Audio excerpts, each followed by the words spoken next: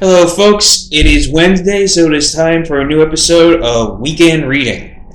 Weekend Reading is my little comic book related video where I do once a week, where I talk about what comic books I read last weekend, what comic books I'll be reading this weekend, and then I do a little thing to wrap it up where I just kind of talk about comic books or the comic book industry in general.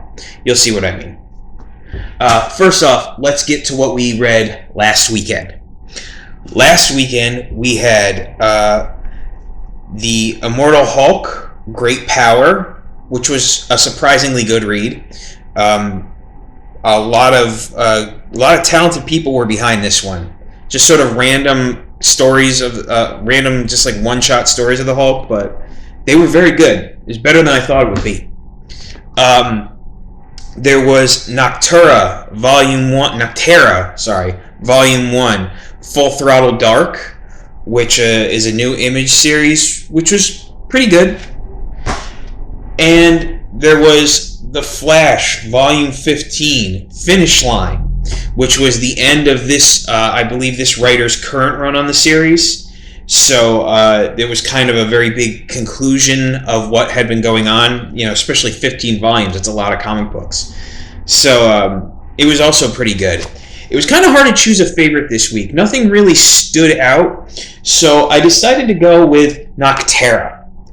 Noctera is an interesting new series taking place in a world where everything has gone dark, literally. The sun has been blotted out by this weird perpetual darkness that just appeared one day. It's now over a decade since that happened, and we follow this woman named, I think her name is Val. Let's see.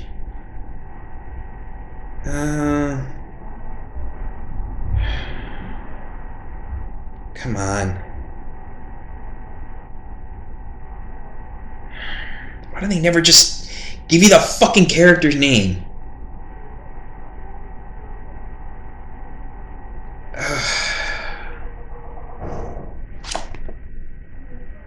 Oh, there it is. I should have just looked at the back. Yeah, her name is Val Riggs. She is basically a trucker in this new world. The truckers basically are now responsible for ferrying people to and from locations that are sort of like sanctuaries for people. Basically, it's not just the darkness that's bad. That in itself would be a bad thing, but that's not the problem. The problem is that whatever has created the darkness, if you're now out in the dark with no illumination, no light whatsoever, basically somehow the darkness infects living things and then changes them. It changes plants, it changes animals, it changes people, and turns them into these monstrous creatures. Sort of like an infection.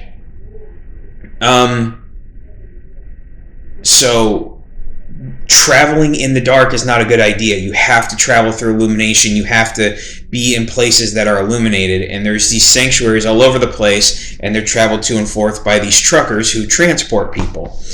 Val is one of these truckers, and she and her brother, her adopted brother Emery, are trying to survive in this world. Emery has been infected, but you can fight off the infection by using light. And there's even a way to cure it with using light and... I'm getting off track. I'm going into too much detail. But basically, it's a world where darkness turns people into monsters. There's a few holdouts of society that are slowly more and more falling. Val and her brother get brought into this... they end up transporting these two people, an older man and his granddaughter. The old man, I think, is Augustus, and they're trying to get to some sanctuary where Augustus's brother is. Apparently, the old man is a scientist who somehow created this world of darkness by accident. He was conducting an experiment to try to reach into some new form of light. It's hard to explain. You kind of have to read it. It's science that borders almost on like the religious by description. It's kind of insane. But basically, Val and her brother get drawn into this issue. they get drawn into a weird conflict, or they're being hunted by some guy named Blacktop Bill, who's somehow completely just coated in black. Like somehow he's some very dangerous guy who's hunting for this older man and his granddaughter. And it seems like a very simple story, but then as it goes on, it develops that there's weird depths to the science of this and to the darkness, and there's maybe a consciousness behind it, and maybe there's an opposing force of light that can be reached. And I'm doing a terrible job of describing it, but it's definitely interesting, and I look forward to what happens next. It's Scott Snyder, who's a good writer, Tony S. Daniel, who's a good artist. I look forward to what comes next with this book, because it wasn't the most exciting first I've ever read, but it set up an interesting story, and I look forward to seeing what more could come from it. That was last week. What do we got this week? Well, first up, we got another new series, The Silver Coin, Volume 1. The story starts with a failing rock band a curse needs to be fed. A curse needs to be fed. The story starts with a failing rock band whose fortune changes overnight when they find the mysterious silver coin. Next, it helps handle some mean girls at sleepaway camp. Follow the curious token as it changes hands over centuries, from Puritan New England to the Scavenge Junklands of 2467, and discover how much pain a cursed coin can purchase. Eisner-winning artist Michael Walsh teams with all-star collaborators Chip Zdarsky, Kelly Thompson, Ed Brisson, and Jeff Lemire on this new horror anthology series for mature readers. Collects The Silver Coin 1 through 5. So it's a comic book that was started by an artist collaborating with a bunch of different writers. You usually see that the other way around. Sounds interesting. Next up, we have Black Widow, Volume 2. I Am the Black Widow. The first volume of this series is good, so let's see what more we have. The Black Widow wraps her web around the Golden Gate. Natasha Romanoff has just been through the most emotional adventure of her long life, and the experience has left her looking to do things differently. Now allies new and old will come to her aid as the Widow returns to San Francisco. With a new suit, a new base of operations, and a new perspective, Natasha sets her sights on a mysterious emerging threat in the city by the bay. A villain known only as Apogee. But Natasha might not be as ahead of the game as she thought, and not everyone in her orbit is exactly what they seem. San Francisco desperately needs the Black Widow. It just doesn't quite know it yet. Guest starring the White Widow and Anya Corazon. But who is Lucy? I don't know. Who is Lucy? And isn't Anya Corazon known as the Spider Girl? I don't know. Whatever. Like I said, the first volume of this was pretty good. So I'm hoping that will be more of the same with this one. And then we have Ascender, Volumes 4, Starseed. Oh, did I not read who? I'm sorry. Screw it. The epic space fantasy saga from creators Jeff Lemire and Dustin Nguyen that began in the pages of Descender come to a spectacular conclusion.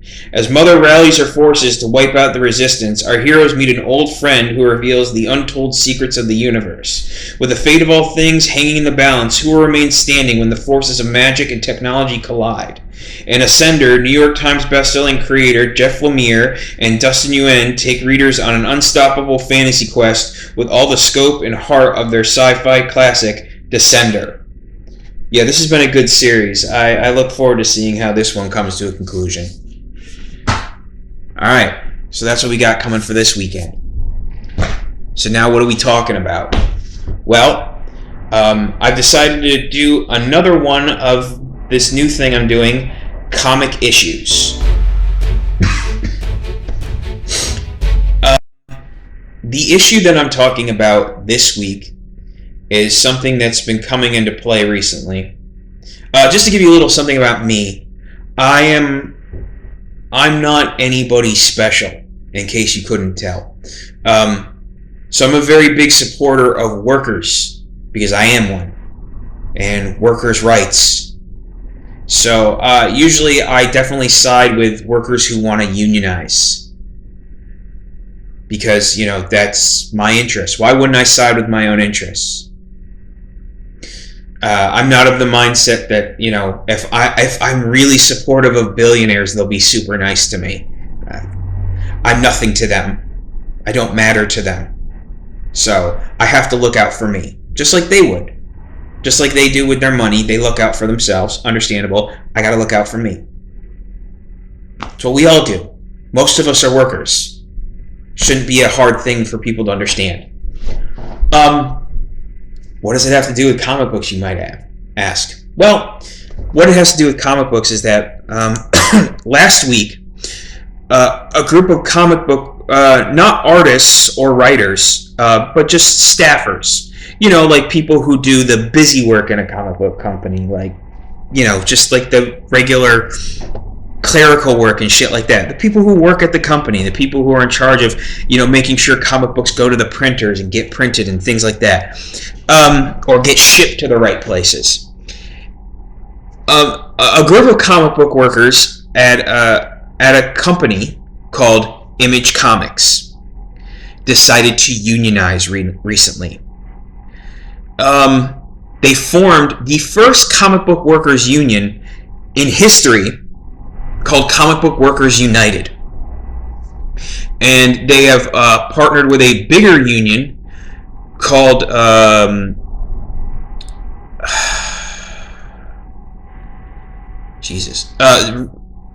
the Communication Workers of America, to sort of get sponsored, I guess, as a union.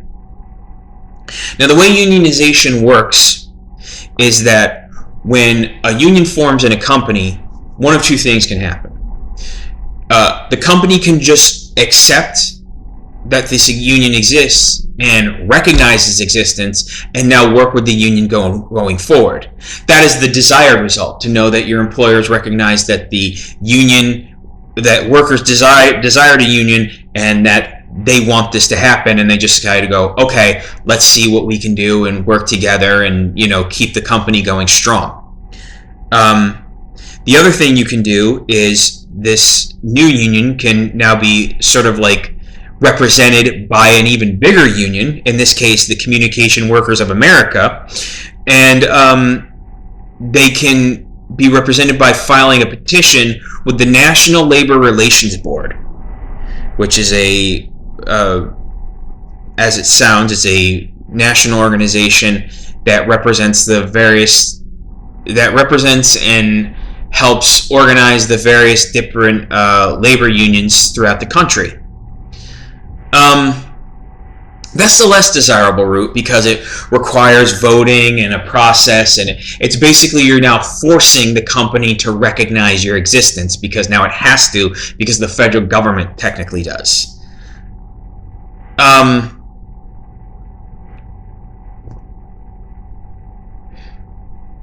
But now you might still be asking, well, okay, so that happened at a comic book company.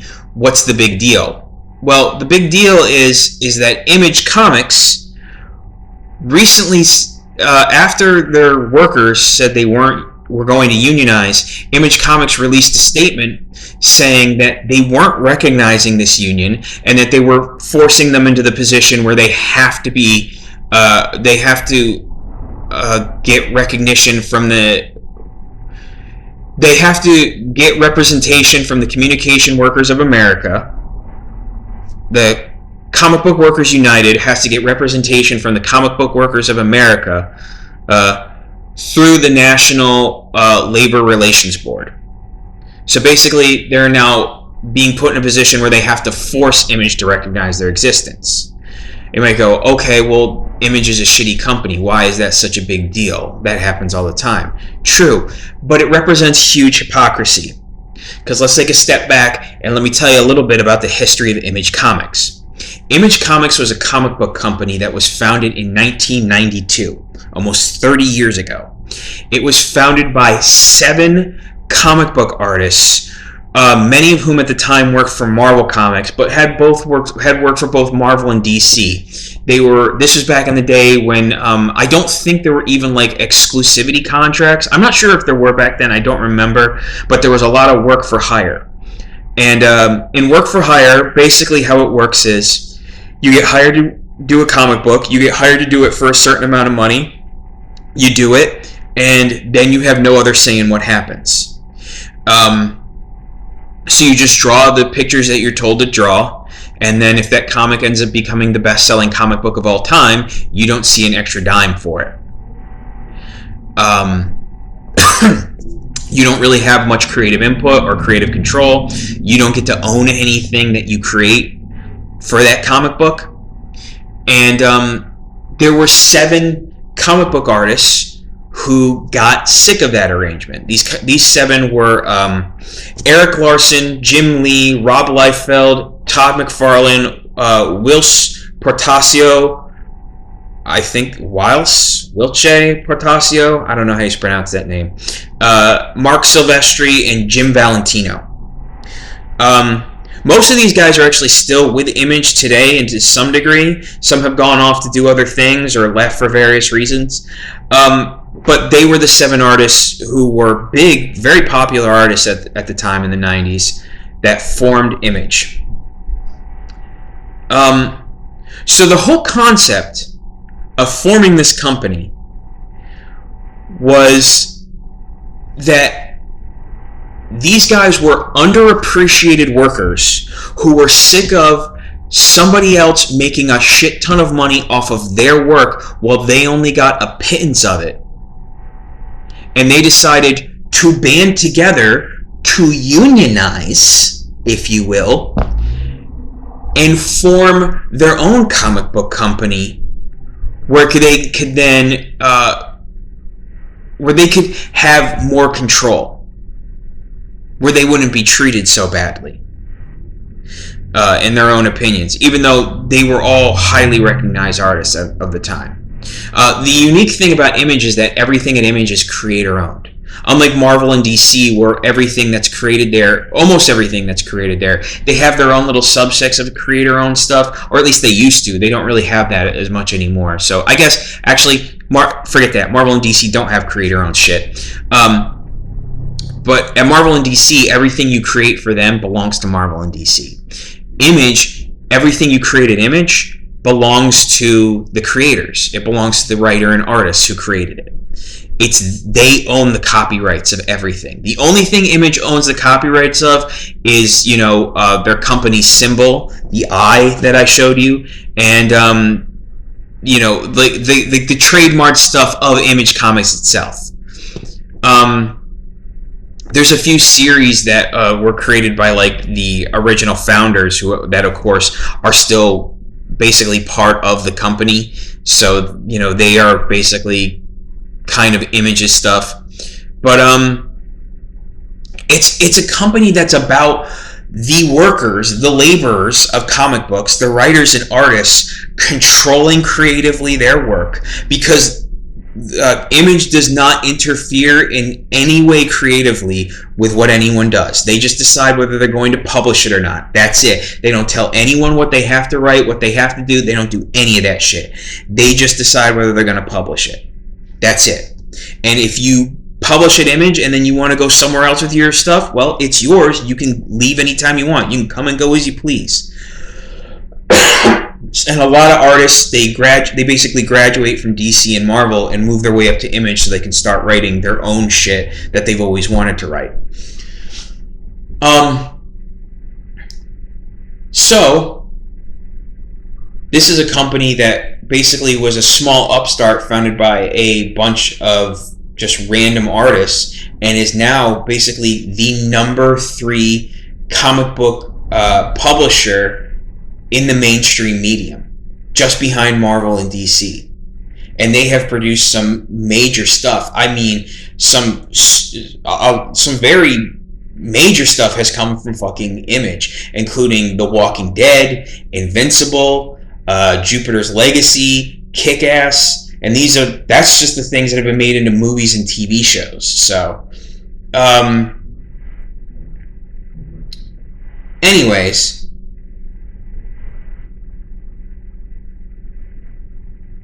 from my description of where Image comes from, you have to recognize the hypocrisy of them not wanting to recognize a union.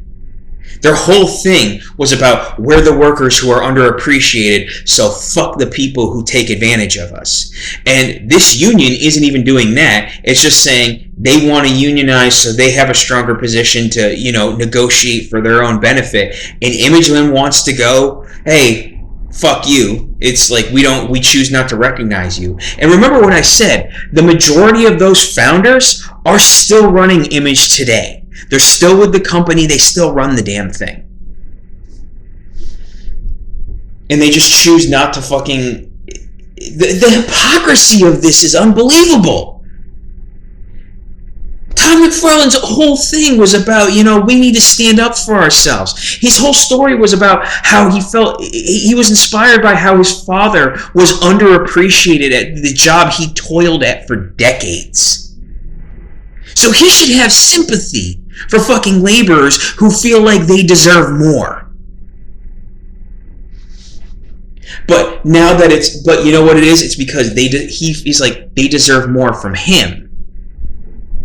Now he's the guy who's not giving enough, and he can't accept that. He can't wrap his head around like, no, I'm the good guy. How can somebody be saying I did something bad? Or it's just a case of, hey, I got mine, so fuck everybody else. This is why it's hard to have faith in humanity. I love a lot of the stuff that comes from Image, and I love what that company has become, because when it started out, it was kind of a ridiculous company. They were just making a lot of shit, but over the decades, they've produced some really great stuff, as like some of the things I just mentioned. But it's unreal that they would just... I mean, this was a lob. This is a no-brainer.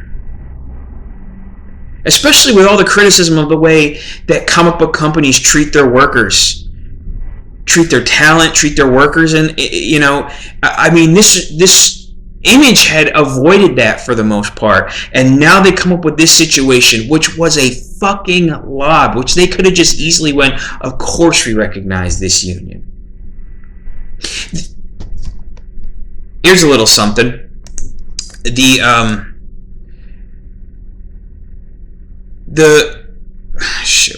Comic Book Workers United Union literally released a statement when they first organized, and they said it was the spirit of the founders of Image that inspired them to organize, which might be there might be a sprinkling of a little bit of bullshit, but you can't deny that based on what I just said, there's got to be a little bit of truth to that too. And they said, they delivered a statement and quote, their dreams of self-determination and more equitable treatment in the industry they loved and helped make successful are also our dreams. So they're literally saying, we were inspired by you and your actions that helped form this company. But but like I said, I guess Image is like, hey, we got ours. We're not interested in giving you yours. But then maybe they have a good maybe I'm being too harsh. Maybe they have a good reason for asking them to fucking get recognized by the National Labor Relations Board. I don't know. But either way, I just found that a little fucked up. You think these guys who would know better based on where they came from, especially based on the criticism that's lobbed at a lot of the comic book companies nowadays.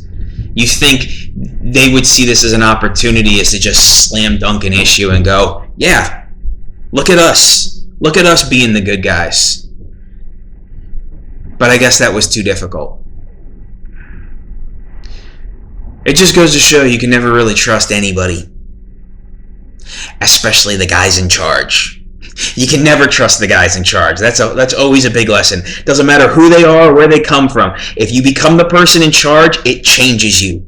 Being in a position of authority changes people. You can't trust them anymore, especially if it's you they have authority over. So, yeah. All right.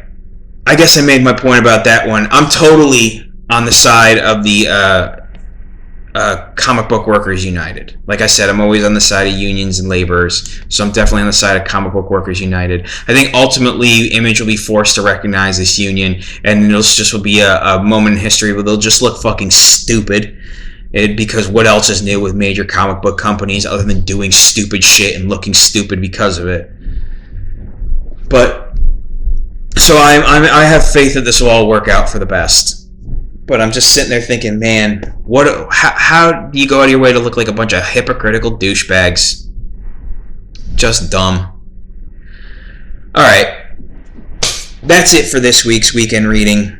As abruptly as I can end it, I guess. And, well, as I always say, I hope you enjoy your weekend, and I hope you enjoy your reading. Have a good one, folks.